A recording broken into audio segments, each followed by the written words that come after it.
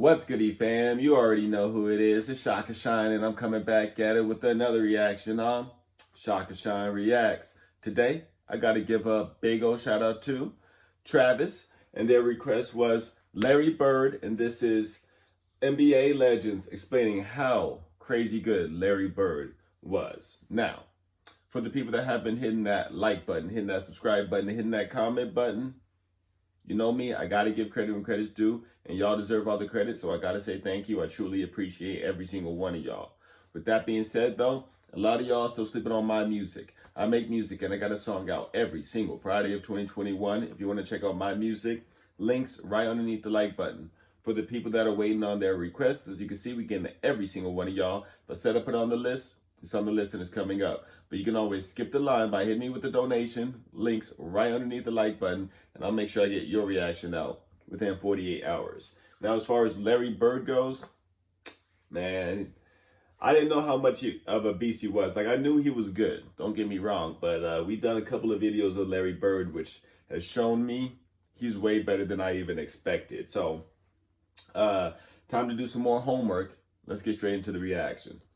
The man from Indiana who gave us an 80s to remember by lighting up a battle between the Celtics and the Lakers will forever be heralded as one of the players who saved basketball. Bird and Magic's coast-to-coast war and jaw-dropping styles gave the NBA the boost it needed before the emergence of Michael Jordan. But for Bird, with 3 titles, 2 Finals MVPs, and 3 consecutive MVP seasons, some forget just how good he really was. Today we... Like me, you know what I'm saying? Like me. That's exactly what he's saying, so... Again, like I said, number 1, thank you, Travis. Number 2, let's do some homework and learn a little bit about Larry Bird. Look at NBA players explaining how crazy good Larry Bird was in his prime. Before we get into all that, if you want to win a PS5... Oh, don't want to win nothing. So let's just skip that, you know what I'm saying? Let's see if we can find the spot of that. All right, let's keep it to enter the giveaway. When speaking of the NBA's greatest of all time, there's always 5 or 10 guys that hit the list. Each carries a different generation. Yeah. From 50s Bill Russell to 60s Wilt Chamberlain or 70s Kareem Abdul-Jabbar. 80s Magic Johnson, 90s Michael Jordan, 2000s Shaquille O'Neal and Kobe Bryant, to today's LeBron James. Some get overlooked when they shouldn't. For example, Tim Duncan. And others get left behind because of the lack of titles, like Charles Barkley. What happens when all these players talk of another great as if he was like no other? Larry Bird was lauded by most of these legends, because he was one of them too. He was consistent, tough, offensively masterful, and one of the first big guys to shoot many three-point shots. LeBron James spoke candidly in an interview about how he was one of the few guys ever to win a three-point contest with a warm-up shirt on. LeBron referring to the time Larry won his 3rd consecutive three-point contest. James continued, "For young guys that don't know him, you know, they think of Larry Bird as a jump shooter. But he was so much more than that. He was a passer. Yeah. He averaged double-digit rebounds. He defended, he took charges. And, you know, he's just a straight-up complete basketball player, and me as a small forward." Later in his career, LeBron adapted his game to the new way of basketball, which was a charge led by the Golden State Warriors in shooting more from behind the arc. LeBron was considered a big guy, but began shooting more threes, and no doubt was heavily influenced by the fact that Larry Legend had already achieved this feat in the 80s. Yeah. In another interview, when asked about his... And that's what's sad, too, is the fact that the new generation, man, aren't given, like, I'm not talking about the players themselves, but I'm talking about the audience, don't really give the legends, the older legends, respect for opening the doors to people, for people like LeBron James. You know what I'm saying? Let's go. Top 3 of all time, LeBron put Larry Bird firmly in there with MJ and Dr. J. My God. 3.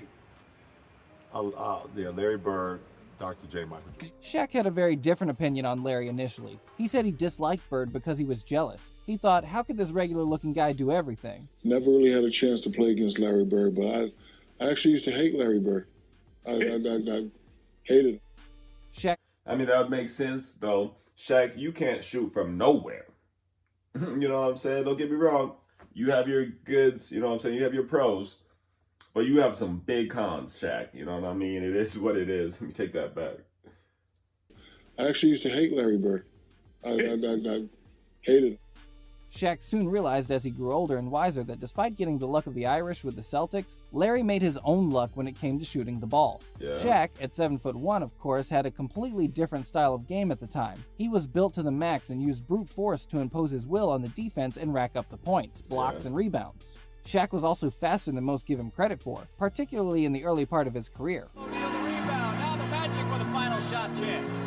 O'Neal runs the floor, takes it all the way! Bird was notoriously slow, which was all the more testament to his skill set, but his basketball IQ was just on a different planet. He once sank a shot from behind the backboard, which O'Neal chalked down to a fluke following a bet with his friend. Cam Vincent to Bird, and it goes! Man, that shot, I've seen it, I think that's the third time I've seen it, and every single time I'm like, man, you, at a live game, don't get me wrong, I bet you a lot of y'all that are sitting here watching this could just go and do that. But try doing that in a real game. When people how many people I think he had? Like 3 people on him? Like, come on now. And it goes!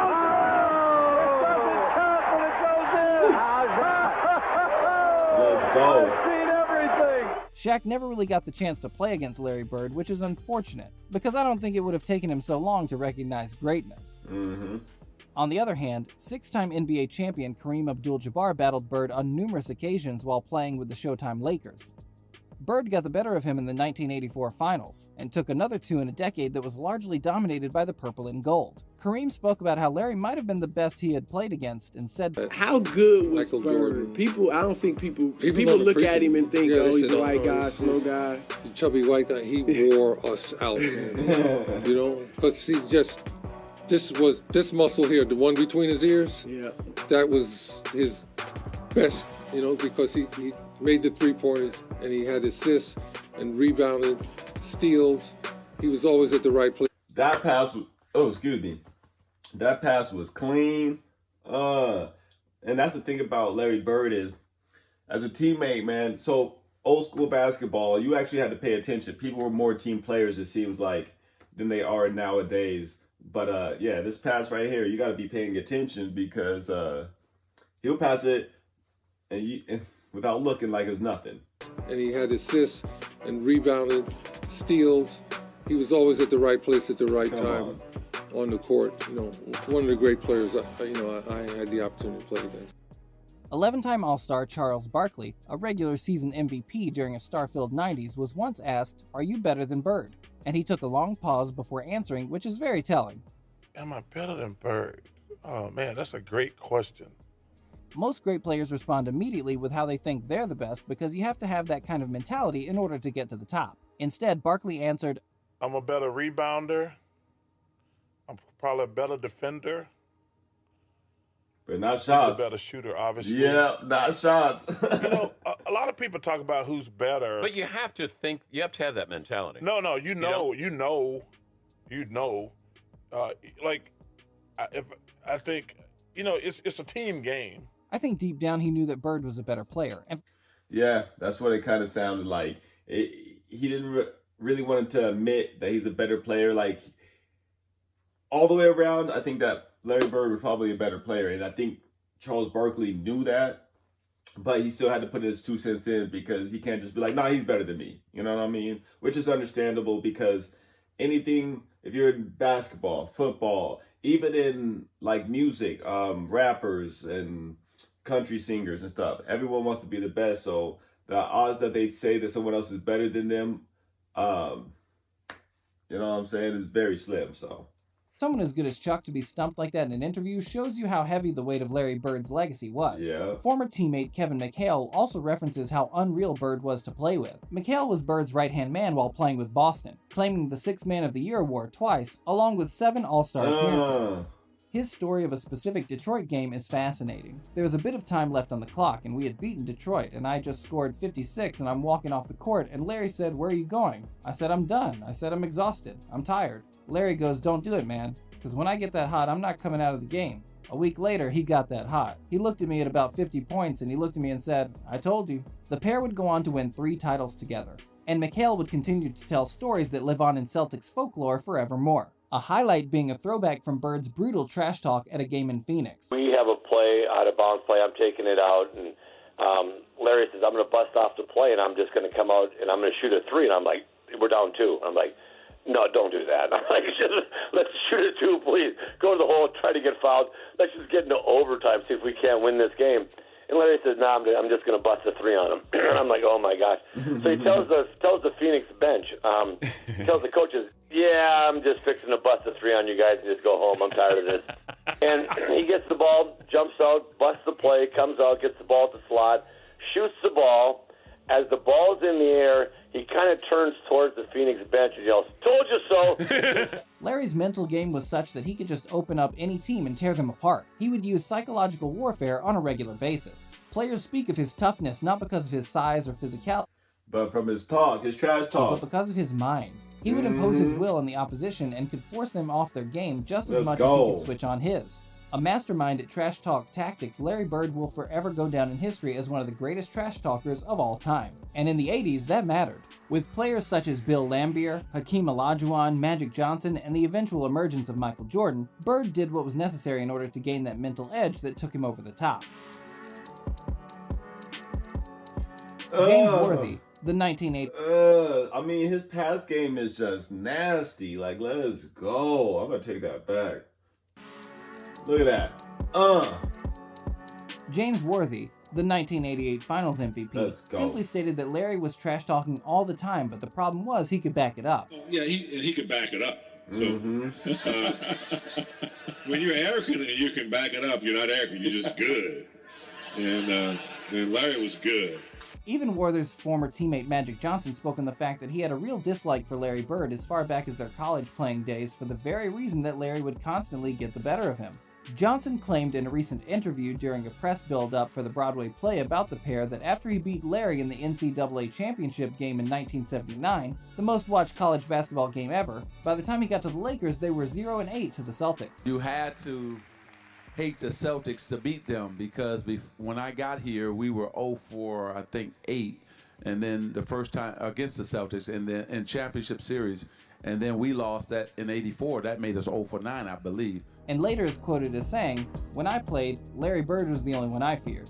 Not bad when hearing it from a 5-time champion and one of the true great basketball players of all time. Yeah. At the 2019 NBA Awards, Johnson received the NBA Lifetime Achievement Award, but it was shared with guess who? Larry Bird. Bird was simply the king of talking the talk, then actually going out and walking the walk. Exactly. Listen, man, retirement is great. And to be real, whenever you can talk the talk and walk the walk, people gonna be mad, man. It is what it is.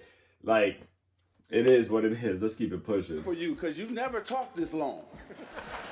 Dominique Wilkins recounts one of the most famous games where Larry Bird promised Kevin McHale he was going to break McHale's record against Atlanta. Wilkins said, "He got so hot in that game that you talk about that patented step back. He was doing that step back, and he switched it to his left hand 3 separate times in that game.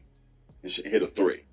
He was scoring anywhere on the floor that he wanted. Is this when the bench was giving each other 5? The bench was giving each other 5. So did you get in a fight with them after the game? Forget Larry. Did you beat anybody on the bench? Because you giving 5, he's scoring on me. Every one of those guys got fined $3,000. Okay. Larry's legend lives on because of the greats that want to tell them. The reason there's a list of top 10 players who consistently call Bird their toughest opponent or one of their all-time greats is because Larry himself is in that list. Larry is a top 10 baller of all time. His style doesn't matter when his skill sinks the opposition. Because above all, the opposition will remember. They'll remember the steals, the shots, the clutch plays, and the trash talk. They'll remember the Bird from the early 80s, not from the early 90s. The Larry who stepped out on the court in his warm-up jacket and made Michael Jordan recoil in envy. MJ announced, "He ain't took off his top yet." Oh, yeah.